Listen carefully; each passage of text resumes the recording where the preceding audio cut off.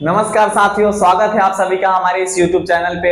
हमारा नाम है ऋतिक रोशन और हम हैं आज आपके सामने एक बहुत ही महत्वपूर्ण क्वेश्चन को लेकर के।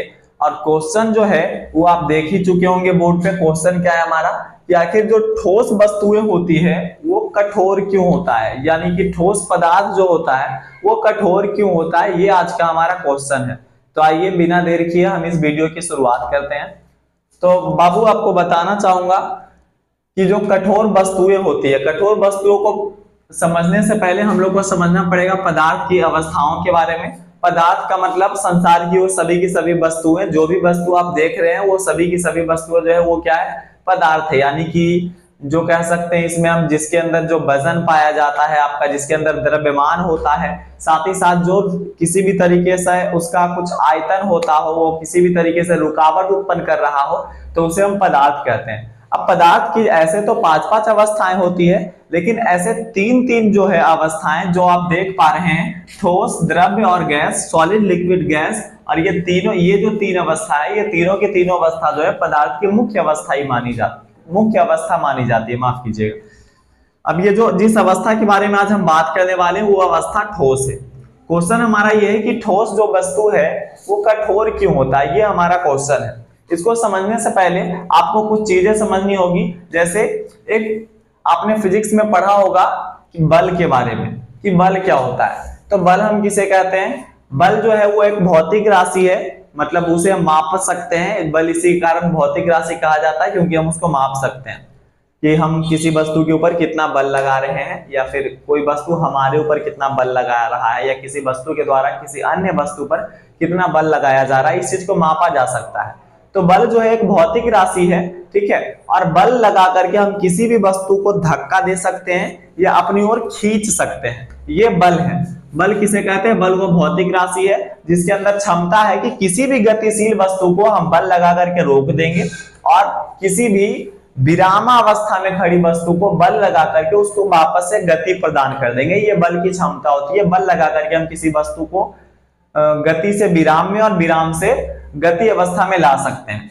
तो एक प्रकार का बल होता है जिस बल को हम बोलते हैं अंतराण्विक आकर्षण बल। अंतराण्विक बल, अंतराण्विक बल क्या होता है? अंतराण्विक बल जिस प्रकार से हमारे शरीर जो है वो छोटी छोटी कोशिकाओं से मिलकर के बना हुआ है, उसी तरीके से संसार की हर एक वस्तु जो है वो आपके अणु और परमाणुओं से मिलकर के बना होता है, परमाणुओं से मिलकर के बना होता है।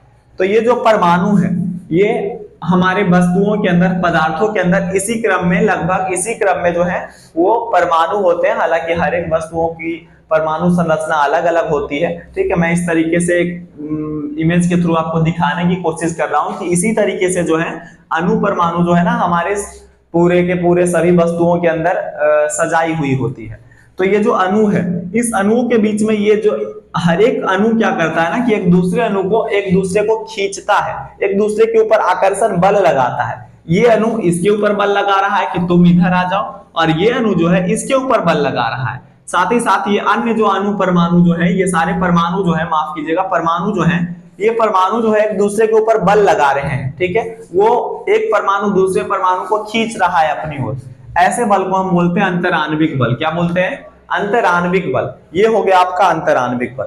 दूसरा जो है, इन दोनों के बीच ठोस वस्तुएं जो होती है, इन दोनों के बीच जो रिक्त स्थान होता है, इस रिक्त स्थान यानी खाली स्थान जो होता है, इस खाली स्थान को हम अंतराण्विक स्थान कहते हैं। दो अणुओं के बीच लगने वाला जो आकर्षण बल होता है, इस बल को हम अंतराण्विक आकर्षण बल या अंतराण्विक बल कहते हैं। लेकिन पदार्थ के अंदर जो छोटे छोटे अणु होते हैं, उन दो अणुओं के बीच में जो स्पेस खाली होता है, उस स्थान को, उस जगह को हम अंतराण्विक स्थान बोलते हैं, ठीक है।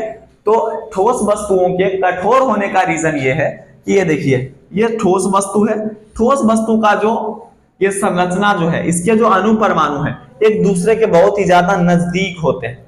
बहुत ज्यादा नजदीक होने के कारण इनके कणों के बीच जो है अंतराण्विक आकर्षण बल ना के बराबर पाया जाता है। और चूंकि अंतराण्विक आकर्षण स्थान, सॉरी माफ कीजिएगा, अंतराण्विक स्थान जो है वो ना के बराबर पाया जाता है, और अंतराण्विक आकर्षण बल जो है वो बहुत ही ज्यादा मजबूत होता है।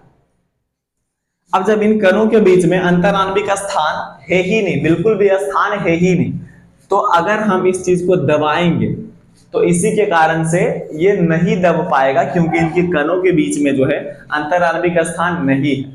और ये लिक्विड है। अंतराणविक स्थान जो है और अंतराणविक आकर्षण बल जिस तरीके से ठोस में होता है, ठीक उसी प्रकार से आपके लिक्विड यानी कि द्रव्य में भी होता है। अब ये द्रव्य क्या है, द्रव्य में जो होता है, ये देखिए द्रव्य के जो अणु है, ठीक है, द्रव्य के जो अणु है उसके कणों के बीच में कुछ कुछ स्थान आप देख पा रहे होंगे खाली है।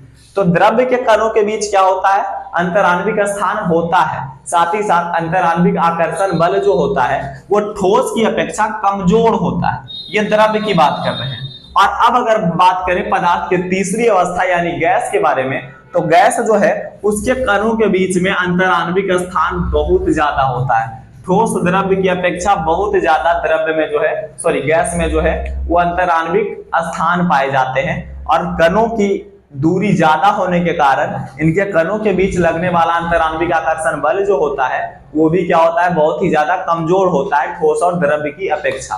ठीक है, तो कुल मिला के हम ये कह सकते हैं कि ठोस वस्तुओं को दबाया नहीं जा सकता है। साथ ही साथ ठोस कठोर इसी वजह से होता है क्योंकि इनके कणों के बीच अंतराणविक स्थान जो है वो ना के बराबर होता है, नहीं होता अंतराणविक स्थान।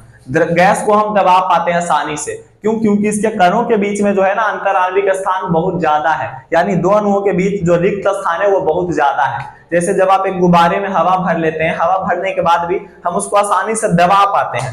दबा क्यों पाते हैं? क्योंकि हमने जो गैस अंदर भरा है, हमने जो मुंह से या फिर किसी मशीन से गुब्बारा जो फुलाया है, वो गैस जो अंदर गया उसके अणु परमाणु आपस में एक दूसरे के बहुत ज्यादा नजदीक नहीं है। उन दोनों अणुओं के बीच में बहुत ज्यादा गैप है और बहुत ज्यादा गैप होने के कारण ही हम क्या कर पाते हैं, बहुत ज्यादा गैप होने के कारण हम उसे दबा पाते हैं, उसके अणु जो है दब जाते हैं इस तरह से। समझ गए? तो ये रीजन है कि ठोस वस्तु जो है वो कठोर होता है और ठोस वस्तु को दबाया नहीं जा सकता है। इसी कारण से लिक्विड को अंशतः दबाया जा सकता है, लेकिन कह सकते हैं इसको भी ना के बराबर दबाया जाता है, क्योंकि इनके कणों के बीच जो है अंतराणविक स्थान बहुत ही कम पाया जाता है। पाया जाता है अंतराणविक स्थान, लेकिन बहुत ज्यादा कम पाया जाता है। लेकिन गैस में जो है वो अंतराणविक स्थान बहुत ज्यादा पाया जाता है, जिसके कारण हम इसको आसानी से दबा पाते हैं।